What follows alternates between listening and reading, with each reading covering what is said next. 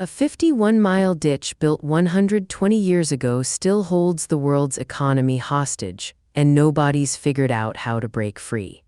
The conventional story goes like this. The Panama Canal is a marvel of engineering, a triumph of American ingenuity and will. It cut shipping time from weeks to hours. It made global trade possible. End of story. Except that story stops working the moment you ask why in 2024 the canal still matters as much as it did in 1914. About 6% of global maritime trade passes through the canal. That's roughly 14,000 ships a year. Every single one pays a toll, sometimes $300,000 for a single crossing. The Canal Authority collected $2.6 billion in tolls in 2022 alone, not from selling anything, from geography. The accepted explanation says this works because the alternative is brutal. Going around Cape Horn at the bottom of South America adds 3 weeks and thousands in fuel costs. The canal is simply cheaper. Rational actors choose cheaper, simple. But here's where it breaks. If geography and cost were the only factors, the canal's leverage would have evaporated the moment a competitor appeared. It hasn't, not because there isn't a competitor, because the competitor can't actually compete. The Suez Canal, which connects Europe to Asia through the Red Sea and Mediterranean, handles about 12% of global trade, slightly more volume than Panama. But Suez is controlled by Egypt, runs through geopolitical quicksand, and has been closed by war, blockade, and accident multiple times in the last 50 years. In 2021, a single ship got wedged sideways in the canal for 6 days. Global supply chains seized up. Panama's canal has never closed. Not once. Not for war, not for drought, not for anything. That's not luck. That's engineering, maintenance, and political stability that took a century to build. And that's the real reason ships pay $300,000 to use it.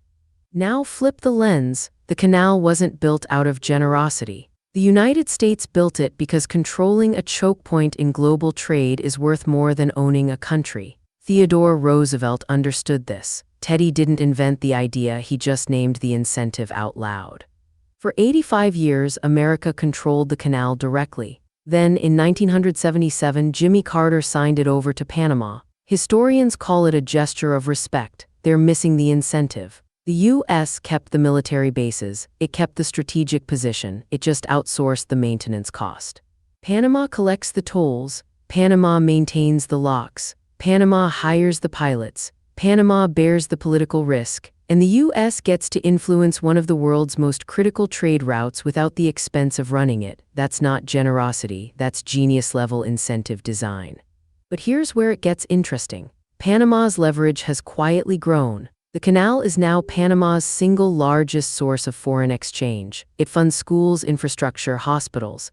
Panama's government has every reason to keep the canal running smoothly, which means they maintain it better than the U.S. ever did.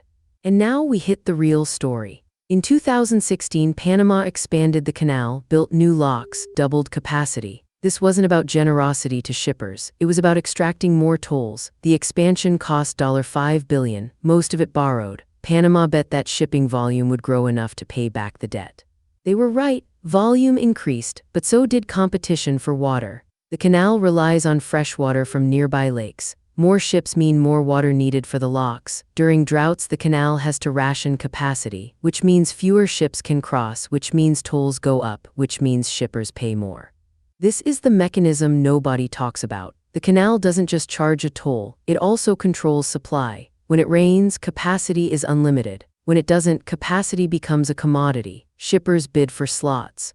The price of shipping a container from Shanghai to Rotterdam swings by thousands depending on whether it rained in Panama. This is why climate change matters to global trade, not because of polar bears, because of freshwater in Panama. A drier climate means less water means less capacity means higher prices. Every shirt, every car part, every container of food that crosses the canal costs more. And here's the geopolitical angle. China has been quietly investing in Panama for years. Ports, infrastructure, development projects. Not because they love Panama, because controlling access to the canal's supply chain, or at least having leverage over it, matters enormously when you export $3 trillion in goods annually. The U.S. watches this carefully, because the real question isn't whether Panama will close the canal. It's whether a future conflict or alliance shift could make Panama less friendly to American interests.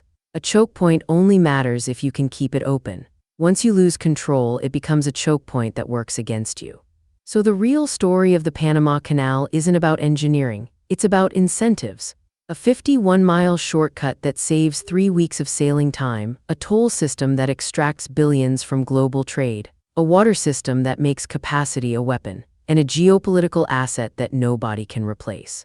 The canal works because everyone Panama, the U.S., shippers, traders has an incentive to keep it working. But those incentives aren't permanent. They're balanced on geography, climate, politics, and the assumption that nothing catastrophic will break the system. The moment any of those shifts, the entire calculus changes. This video is for educational and informational purposes only and is not financial advice. Always do your own research. Subscribe to stay ahead of the forces reshaping global trade and power. There's a new geo-economic story every week. This video is for educational and informational purposes only and is not financial advice. Always do your own research.